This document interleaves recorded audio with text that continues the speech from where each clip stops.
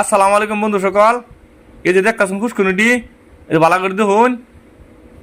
একটা, দুইটা, তিনটা, চারটা ফুসকুনি আমার। এই ফুসকুনি মাছ আমি সব কম দামে বেচাতেছি, কারণ ফেসবুকে যে টেওয়া শুরু হয়েছে, এই মাছ বেচা লেংডি হুগা এবার ভিজাবার কোনো দরকার নাই। ওহন আমি সব বেচাতেছি। 200 টাকা কেজি মাছ আমি 60 টাকা কেজি বেচাতেছি, 50 টাকা কেজি বেচাতেছি। এই বেচা হস্তা মস্তা বেচা হারাতেছি। ওহন আর দরকার নাই। আজকাল এই লেংডি বিজানের দিন নাই। কে হাজে বাবা শুরু ডলার ডলার আয়ে কি দরকার আছে এই কষ্ট করিয়া ভিডিও মাছ পালবার লাগিয়া? দরকার নাই।